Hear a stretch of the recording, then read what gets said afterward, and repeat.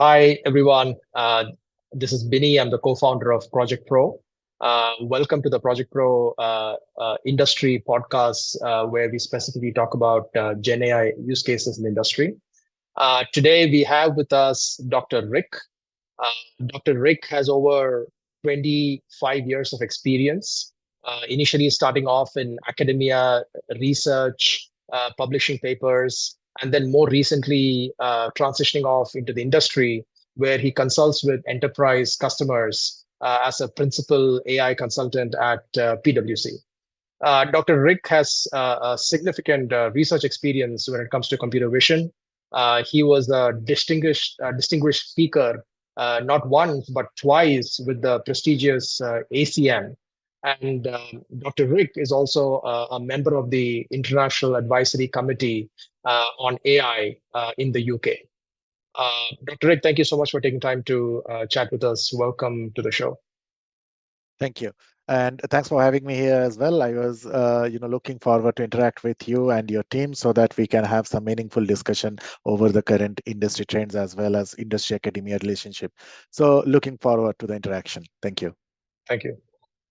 So, Dr. Rick, it'll be great if we can start off with your career trajectory from Yeah. research into industry, and especially because, compared to all other technology shifts that we have seen over the last couple of decades, when Mhm. it comes to the AI shift, the primary companies leading that effort are really research labs, which have become companies like OpenAI, right? So it'll Correct. be very interesting to understand how did you, kind of go through academia, research, make the transition in industry, how the journey has been.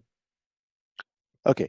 So before we start interacting, one thing I would like to make clear here that whatever discussion I'm going to have or whatever views I'm expressing, it is solely of my own and has got no relationship whatsoever with my employer, PwC India. So when I start this interaction, said this that I have got almost 20 plus years of experience in this domain of information technology, especially. Now, over the years, what I have seen, the transitioning portion, when I started my career, I started, as a business development executive, not even in academia. I was looking for a couple of opportunities, out of which I found that in my particular area at that point of time, the shops were coming up, not the shops, but the mall cultures like the big bazaar and all this. So there was a huge demand for solutioning. What kind of solutioning? It was a solutioning based on barcode solutions, barcoding and all. So I started off with organizations who were dealing with barcode solutions and all, and I visited a couple of clients and found their problems, and it was very interesting to interact with them, and also followed by another Indian organization which was at that point of time dealing with the software services as well as desktops and laptops, very prominent name. So I served for them as well. So what happened is that in due course of time, I got to know, about the mentality as well as the problem of the clients, as well as to find out a feasible way at the very early stage of my career.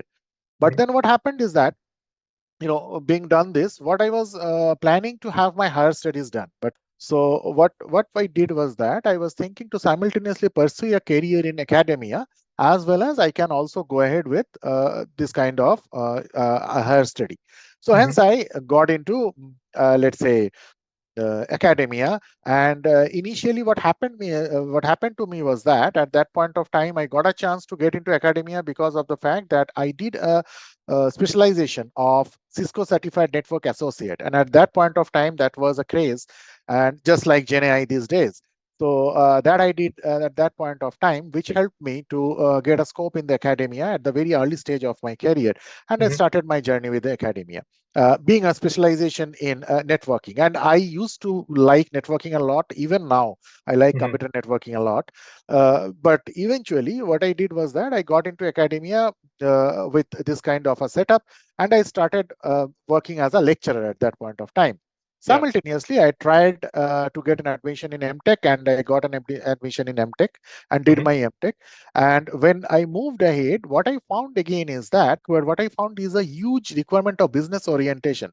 Not only Mm-hmm. understanding the technology, but also understand that where to apply what and what is the actual pain point and what is feasible where. So that Yeah. actually helped me to explore my career in diverse sectors in academia, in Mm-hmm. business schools, in engineering colleges, and whatever, whatsoever. And hence, I moved ahead with a PhD admission as well. Again, at Mm-hmm. that point of time, I did my PhD in image processing.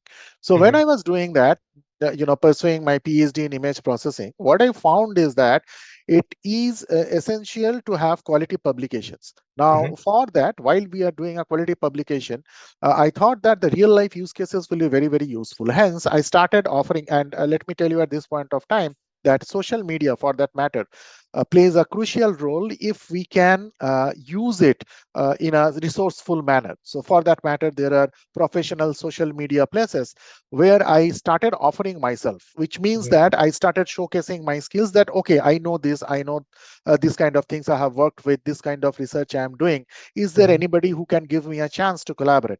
So at that Mm-hmm. point of time, from universities in India and abroad, and also from places and industries, especially, I Mm-hmm. got a chance to collaborate with them since they Mm-hmm. have seen the work that I have done. At that point of time, I was doing work with this, neural network and all.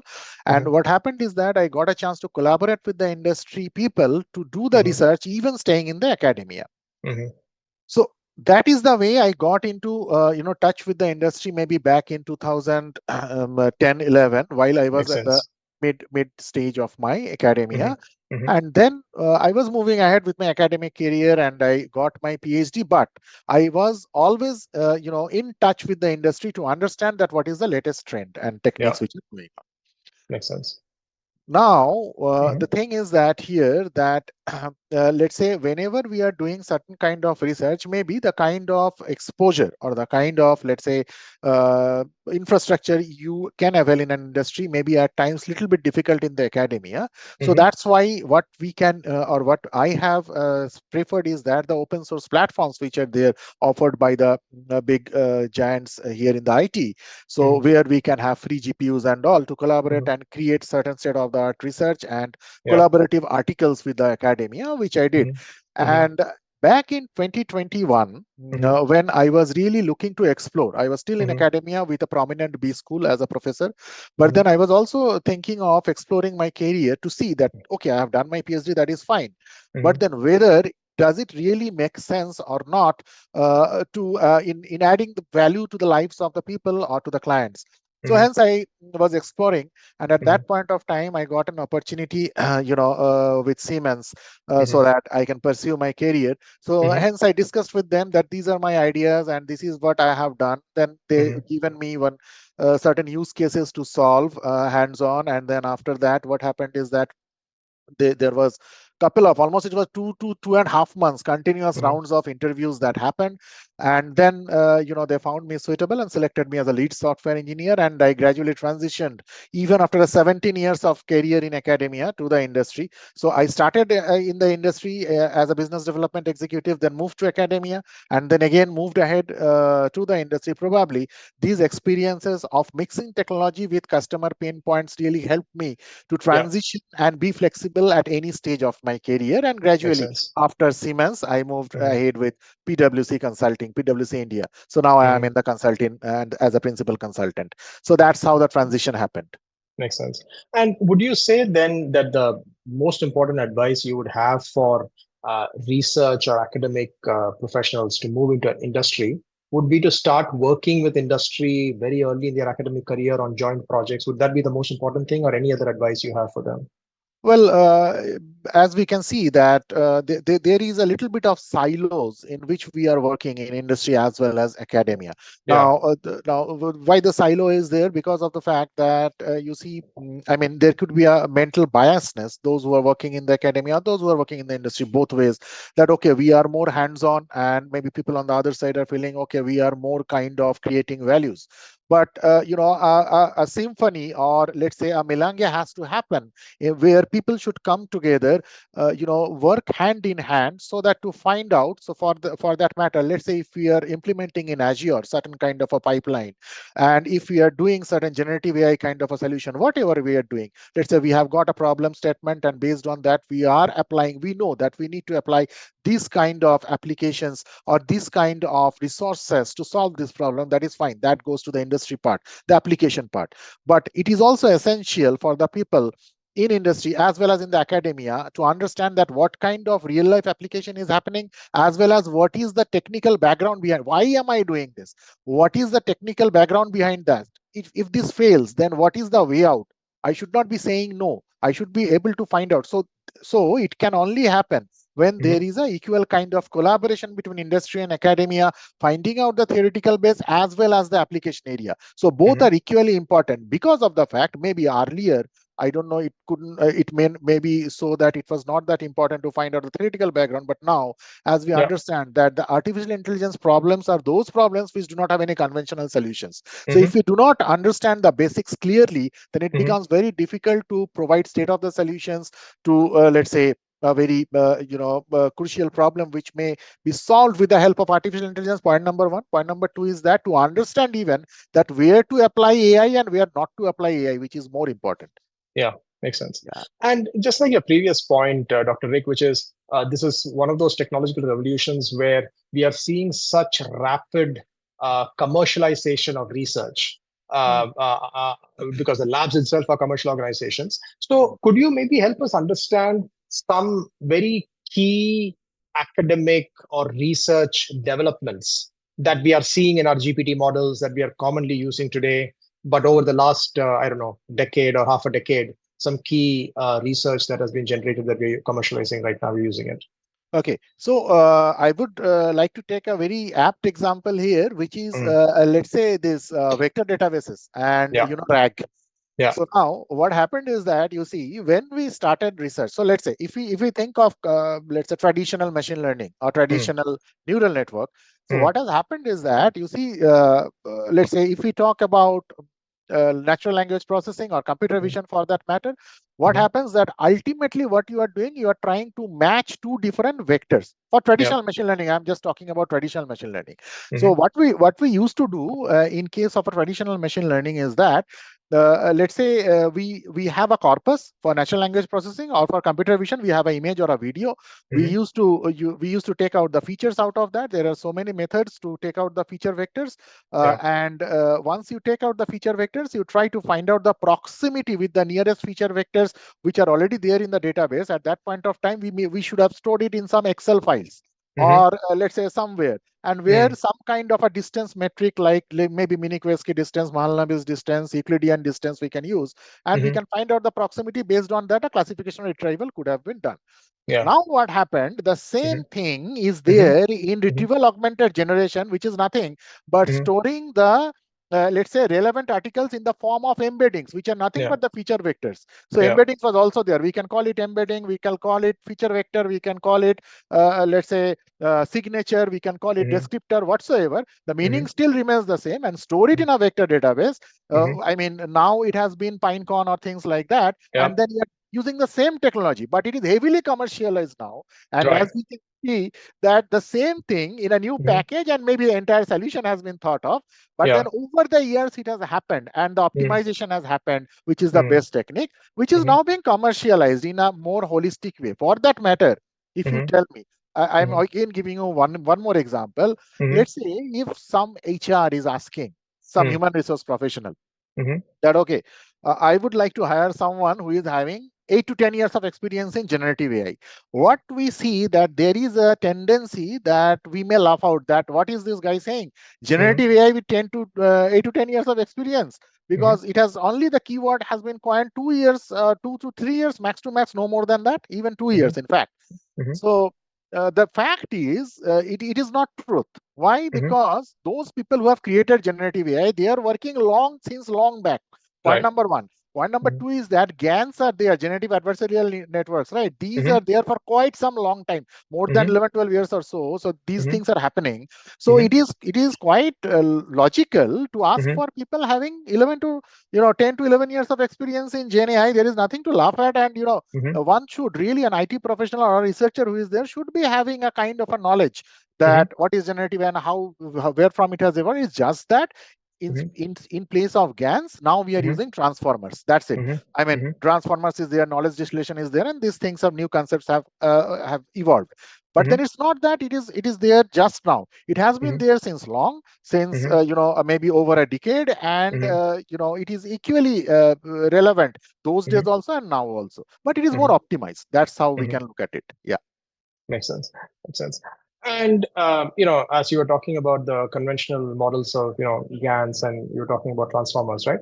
How do you think the traditional data science and machine learning models or libraries will evolve compared to the generative uh, models that we are seeing right now? What will happen? Will these just stop and this will take over, or what's going to happen? Yeah. So this is a very interesting question. If I look at it from the customer's perspective, client's perspective, right? Yeah. Now these days, if we any client, if they approach to some organization, usually generative AI is the buzzword, and they will straight away say that, okay, give me a forecasting model using generative AI. Straight away, give me a classification model using generative AI. Fundamentally, there are two ways of looking at it. If you ask me, I mean, this is my personal opinion. That is, fundamentally, you can think of, look, generative model means something which is getting generated. And if you are talking about classification, retrieval, these are discriminative model. These are no generative model. So generative models are having an output like summarization, like some kind of a text generation. But classification, retrieval model are having output like whether categories or, kind of numbers or things like that. So it is not a good idea to say that, okay, I would like to have some kind of a discriminative model using a generative model, which is not possible. This is one way of looking at it. This is one way. The logical way of looking at it is different, because generative AI has provided us the collaboration platform. How? Let's say, if we would like to implement a forecasting model, for that matter, even a classification model or a retrieval model with the help of generative AI, there are generative AI agents, right? Which are very much capable of doing specific tasks. So what will happen? You provide the generative AI prompt, no problem in that, and you deploy one agent or multiple agents for that matter, which will be doing this discriminative task after getting a generative output. And hence, this is a fusion of the two techniques, which is not taking over one another, but acting in harmony to provide a final solution to the client as well as to the industry. So in this way, I mean, it is not about thinking of someone is taking over the other, but it is how to use it more intelligently to create value-added solutions for the client. So it is more of a kind of a harmony rather than a competition. Yeah. Makes sense. Okay. And, staying on that topic, Dr. Vic, in your current interaction with enterprises, right? Could you maybe help us understand what kind of powerful use cases are you beginning to see enterprises taking the deployment? Okay, so there are so many use cases, and for that matter, it's not only GenAI use cases, but there are so many artificial intelligence based use cases for that matter. So let's say, even we look at let's say General Motors for these days. So what has happened is that they are happily using Copilot. So when they're using this Copilot, what is happening, that their coders are very happy to provide the natural language prompts based on which their codes are getting more optimized. Their codes are getting more advanced, and in this way they are acting as a coexistence, which I was saying, coders plus the Copilot. So that is creating a huge value addition for them, which is transforming the industries anyways. Apart from that, if we look at, let's say, solutions with the help of AI, for that matter, I can take an example. So there are certain kinds of smart cities and these kind of projects which are going on, where there are so many examples and so many use cases of AI, for that matter, with the help of drone imagery. Even if you try to control the traffics in the cities with the help of drone imageries and try to use computer vision there, so that could be of great help. Even we have seen the huge applications during COVID for maintaining distance, automated and all. Apart from that, if we try to incorporate generative AI in terms of, let's say, regulations and compliance maintenance with the help of retrieval augmented generations or chain of thoughts or this kind of concepts, that is actually going to save a lot for the client in terms of paying the penalties, because these generative AI models are so flexible that they Mm-hmm. can provide you accurate answer with precision without Mm-hmm. training the model. That's why I have taken the name of retrieval augmented generation, which is Mm-hmm. really helping a lot along with this kind of a setup to create this kind of applications like regulations and compliance maintenance, interactive chatbots and things like that, which is really helping in gaining and adding value to the life spaces of the customers and the clients on the Yeah. whole. Mm-hmm. Yeah, of Okay. course. And Mm-hmm. one more thing I would like to emphasize is the agricultural sector, where you Mm-hmm. see automated farming that is Mm-hmm. so much into the practice. And then apart from that, saving the crops from different kinds of pesticides and different kinds of pests and things like that, with the help of computer vision, with the help of sensors. And one more important and very interesting area Mm-hmm. where AI and especially generative AI is there, of course, but AI is helping a lot, which Mm-hmm. is let's say remaining useful life prediction Yeah. in the industries, right? Mm-hmm. So these are couple of use cases where we are seeing, and there is a huge requirement for AI, Yeah. which are cost effective as Mm-hmm. well as easy solutions and cost effective solutions and automations without replacing anyone. It is going Mm-hmm. to aid and help people to take Mm. informed decisions. Yeah, Makes that's how. sense. And since you mentioned drone imagery and your personal, PhDs in vision, what do you think are the emerging opportunities or challenges with regard to computer vision standalone and also as part of Gen AI, like in a multimodal kind of Okay, format? okay. Yeah. So uh, there is answering this question is like there is a fundamental difference that Mm, anybody will observe once the mm, person moves from an academic setup to an industrial setup. mm, So what is that? If you say that, okay, I have got a specialization in computer vision, that is fine, but you are mm, expected to serve fundamentally to mm, all other areas as well. You should not mm, stick just to computer vision. So when you mm, try to do so, so let's mm, say if you are in computer vision, that's fine. That you need to also understand what is RUL. You need to also understand what is NLP. You need to mm, also understand what is generative AI, or for that matter, whatever techniques come in future. mm, So that is why what is being mainly emphasized in the industry is a research bent of mind rather than your mm, degree. So what mm, happens when you are having a research bent of mind, mm, whatever kind of problem statement has been provided to you, you mm, try to find a solution to it rather mm, than finding a blockage that, okay, I'm only in computer vision, so how can I solve this? So in mm, this way, what is going to happen is that even if the new technology comes, then mm, computer vision, for that matter, with the help of generative AI, we can do captioning. I mean, mm, automated captioning. We can also do video generation. We mm. can also do design generation. We Yeah. can also have different kinds of areas like stable diffusion and all we have all seen. But Yeah. that is not really going to challenge the traditional computer vision techniques, because of the Yeah. fact that research is always evolving.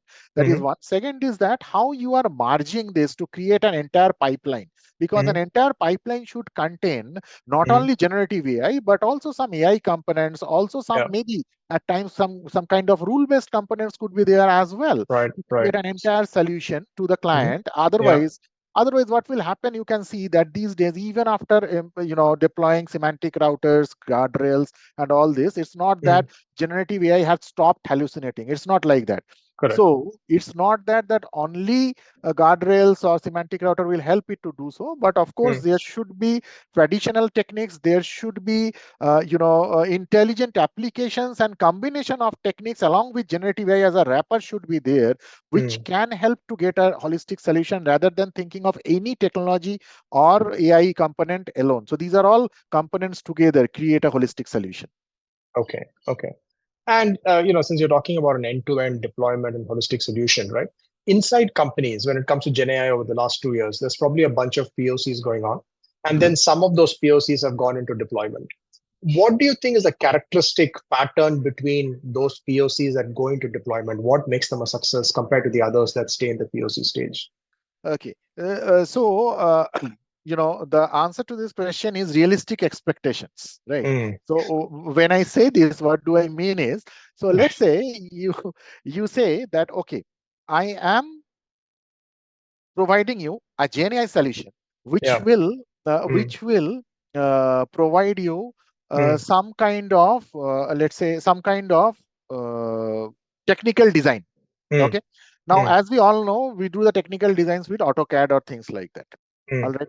Now, I am claiming, let's say if you are my client, I am claiming that, okay, I will provide you a technical design, something like that.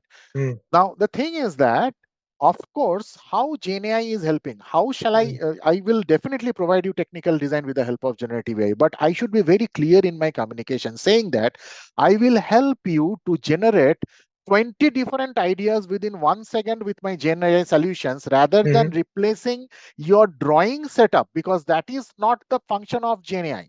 GenAI is helping you to boost your idea, not to replace your drawing skills or not to replace the precision with which AutoCAD is doing. No, not like that. It is just as a co-pilot for which the idea which you are creating in AutoCAD, which is taking you maybe 20 days, 40 days, 30 days to create one single design. I am providing you with 20 designs with 20 different ideas, out of which we may pick, 15 ideas, 10 ideas according to your wish, and within a second, and you can immediately deliver it to your own client. So in this way, if we are creating the correct expectations rather than setting a wrong expectation that, okay, it is going to replace your existing setup and all with this precision. So those kind of things are going for the production floor. And those where the expectation setup is not correct right in the beginning. So those are still, in little bit of struggling phase where, of course, what happens is that where the client and the company people, unitedly think and understand over a period of time, okay, this is achievable, this is not achievable, and they agree. And after that, only it either moves ahead or it is shelved. So it depends. So the, expectation setting is very important right in the beginning. Okay, that makes sense. And while companies look to staff people on GenAI projects, where are they looking for? Do they just go back to their data science teams and tell them to do it, or are they bringing people from other teams to put on it? How are they finding people to work on GenAI projects? So the thing is that in generative AI projects, what happens is that there are several types of people which are required. For that matter, if we say, so there could be a kind of GenAI ops kind of a system. There could be a component which is a kind of a GenAI implementation, which is calling the API and building the system, for that matter, for which coders are there. There are another system for which you need to user acceptance testing and things like that. There could be another system which is for deployment and go live and reconciliation, maybe, which is very important here in terms of when we think of generative AI stuff. So there are these many groups of people. Along with that, the people who are actually creating the use case. So there are so many kind of people, those who are involved in a particular kind of project. So it becomes very difficult for one particular, let's say it's an ML team. Okay, fine, they're good at development, POC creation, but they may not be good at DevOps. They may not be good at GenAI ops or ML ops, for that matter. And then there could be a cloud team who are, let's say, implementing it in the cloud for the cloud processes, web UI and things like that. So why am I saying this? Because let's say if you are building a standalone GenAI application in your offline system, for that matter, and you are just calling the API and building it with the help of a Streamlit app for hosting and stuff like that, that is all good. But then that may not be acceptable when you are going to deploy it at the client space. So what will happen is that then you require a professional who is doing the cloud operations end to end with your expertise, and then combining with that person along with the testing team and the deployment reconciliation team, you create the entire story. So that's how it's going to work. And hence, it is, of course, a team effort and a diversified team effort for sure. Yeah. Makes sense. And as enterprises find a use case, they define it, they solution it, and they're trying to think of the tech stack.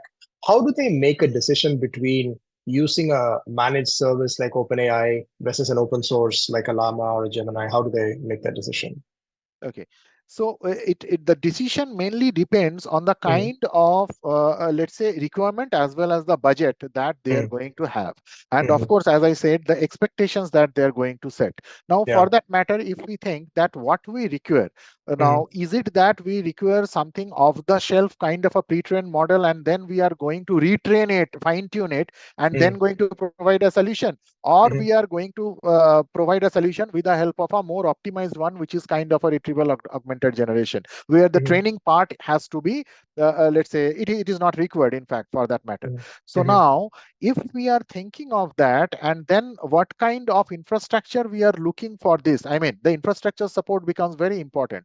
So it Mhm. is also based on the kind of budget we are having. So for Mhm. example, if we are even thinking of, let's say, OpenAI stack Mhm. to be included in Azure or AWS platform, it incurs certain Mhm. amount of cost, and Mhm. also it depends on the volume of data that we are going to use. So Mhm. hence it becomes very important for selecting the tech stack, that the kind of budget and the kind of use case we are in, we need Mhm. to understand that what is the solution, whether we require some kind of a this kind of an enterprise edition, or there are two ways, because generative AI, which we are mainly emphasizing here, is Mhm. mainly of a kind of a conversational AI. It Mhm. may so happen that we may not be requiring conversation. For that matter, transformers could be good enough, right? Mhm. So for Mhm. that matter, we can have also options for Hugging Face, if that's okay. So we can Mhm. take the model cards from there and we can go ahead with implementing them, and that Yeah. becomes much cheaper in terms of, let's say, selecting a tech stack. So it's Mm. really depend on the kind of independence and risk, kind of stuffs that you're getting approval from your client as well as from your organization, and the Mhm. budget and the expectation setting. So there are a couple of things has to be clubbed together to take a particular decision, that which tech stacks are to be chosen wisely and in an optimized fashion. So in this Okay, way, yeah. makes sense. And just the final question is basically, um, what could go wrong? Meaning, given the current enthusiasm over Gen AI, and if you even logically look at it, it is going to transform practically every single role and activity and task is going to get boosted if Gen AI is used perfectly. But in what could go wrong? Why would this hype not get fulfilled in the next few years, and why would things not work as we all expect it to right now, in your opinion? Okay, so it's about the kind of the kind of outcomes that we are thinking about it, that we are Mm, expecting out of it.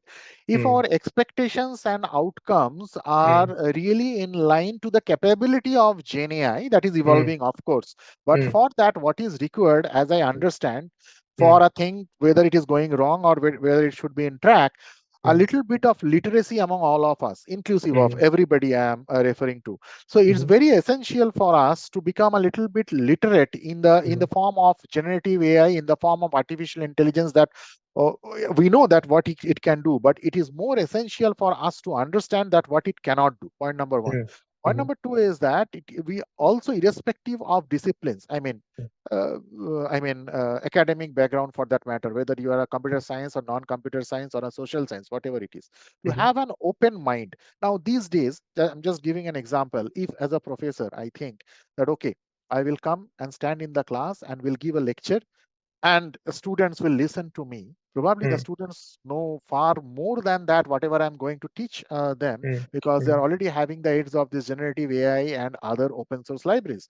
For Yeah. that matter, why only generative AI? There are Mendeley, there is Scopus, there is Google Scholar, so many archives which are there. Mhm, SSRN is there, Open Archive, like mhm, archive.org, which is mhm, the repository of all research paper you get for free, most of them.